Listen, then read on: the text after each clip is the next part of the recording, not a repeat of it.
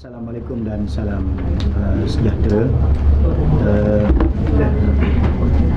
Saya Razlan Iman, Ahli Jawatankuasa PAS Pusat, mewakili parti pada pagi ini bersama dengan Badan Perhubungan PAS Negeri Sabah di bawah pimpinan Tuan Aminuddin Aling, Suruhjaya, Saudara Isyamuddin Sulaiman, Ketua Perangan, Saudara Lahirul Latigo, Ketua Dewan Pemuda, mengiringi ahli keluarga mangsa 13 orang aktivis Islam yang telah ditahan di bawah Akta Keselamatan Dalam Negeri pada tanggal 14 November yang lalu.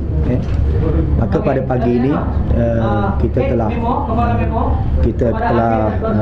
bertemu dengan pihak Suhakam Negeri Sabah, dan kita telah bertemu dengan Puan Janice dan juga bersama dengan pegawai Suhakam Negeri untuk menyerahkan satu memorandum bantahan kami mewakili ahli keluarga berhubung satu tindakan yang zalim, yang tidak beri kebenaran yang dilakukan oleh pihak kerajaan.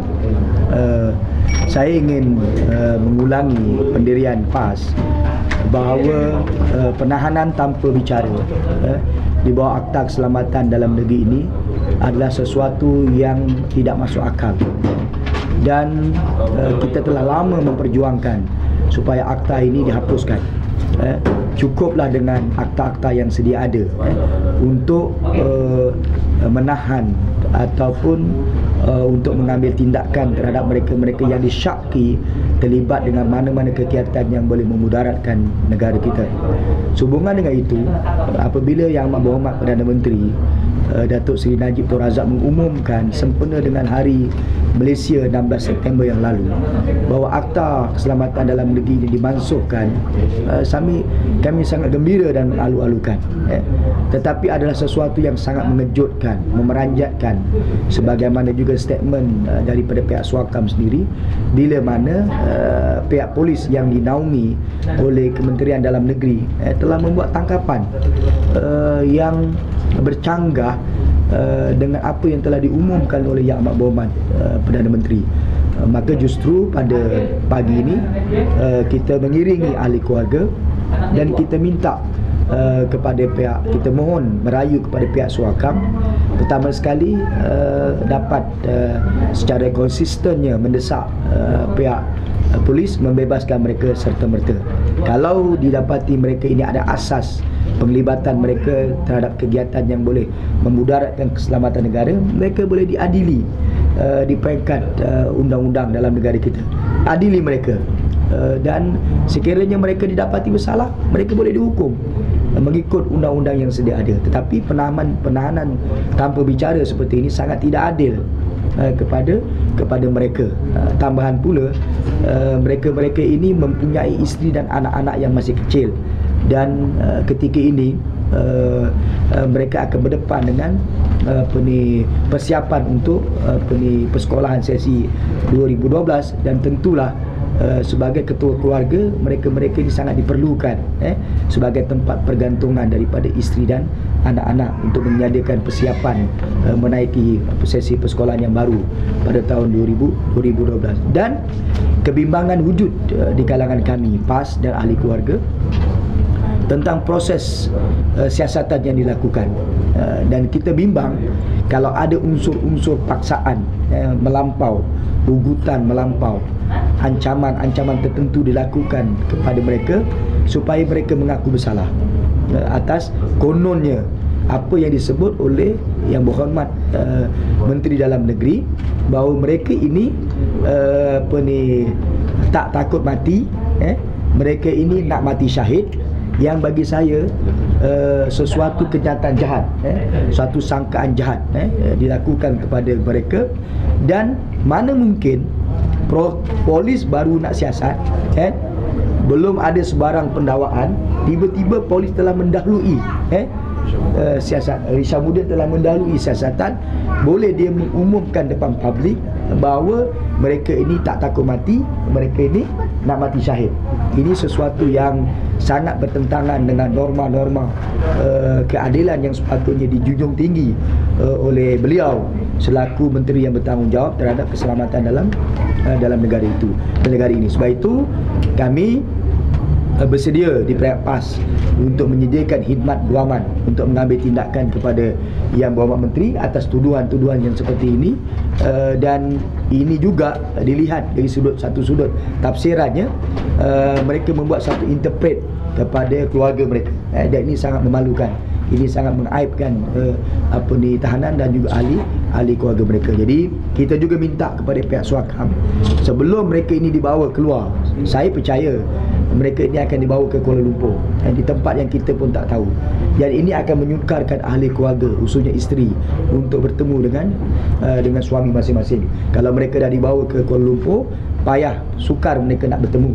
Dan sebab itu kita minta Suakam dalam keadaan yang segera dapat menemui tahanan ini, nak tengok sendiri keadaan fizikal tahanan ini dan mental mereka, supaya mereka ini tidak sebagaimana kebimbangan yang saya sebutkan pada pagi ini. Jadi kita tadi telah menyerahkan memorandum ini, kita dah serah tadi memorandum ini kepada pihak Suakam, dan secara jelas kita tulis dalam memorandum ini tentang bantahan kita, tentang tuntutan kita, dan biarlah proses perundangan dilakukan sebagai juga membuktikan apa juga yang mereka lakukan itu tidak bertentangan mengikut norma-norma perundangan dalam negara kita yang sejajar dengan deklarasi hak asasi manusia yang dijamin di bawah Pertubuhan Bangsa-Bangsa Bersatu.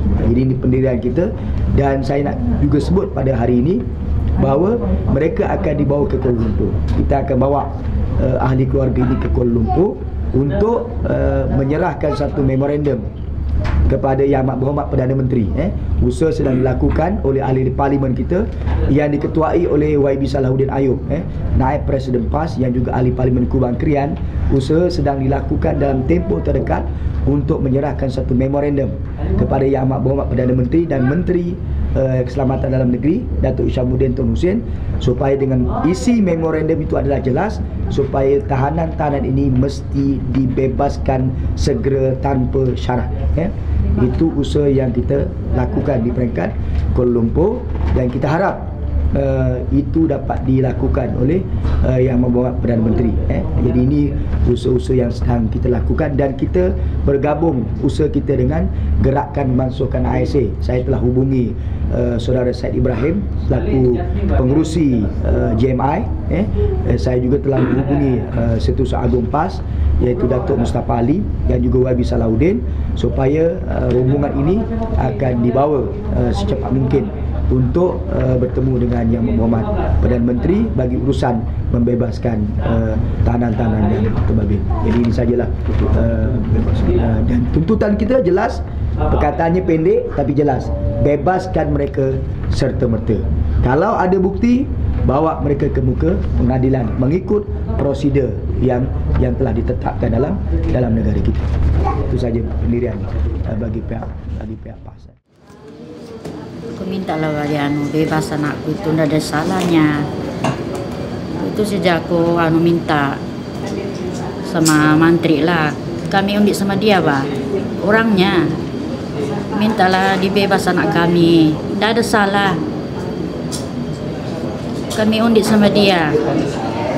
Kalau anak mantri kain kena tangkap begitu, senangkah dia?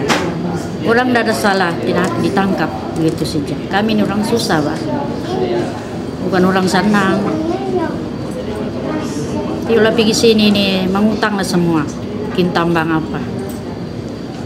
Kalau dia tidak kasihan, kami undi sama dia. Kenapa dia tidak dia membantu, tidak dia menolong orangnya kami ini? Tolonglah, kasih bebaslah. Bukan salah kalau merompak apa karena salah, ini tidak ada salahnya. Minta tolonglah, bebasan bekas.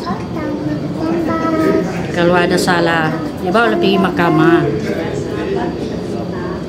Tolonglah. Itu saja. Harapan kita, tolong bebaskan anak saya. Dia tidak buat salah. Inilah, Makcik minta tolong. Kesian Makcik. Kita mintalah bebas anak saya. Kita minta supaya dia dibebaskan cepat. Kalau boleh kita nak jumpa dengan dia. Harapan saya kalau anak saya memang tidak bersalah, saya harapkan sekarang kalau boleh dibebaskan supaya dia punya anak menginginkan dia. Lagi itu ya itulah harapan ibu dengan anaknya yang selalu terkenang di hati itu. Saya adalah bukan saya yang anak lelaki. Boleh bebaskan. Itu saja.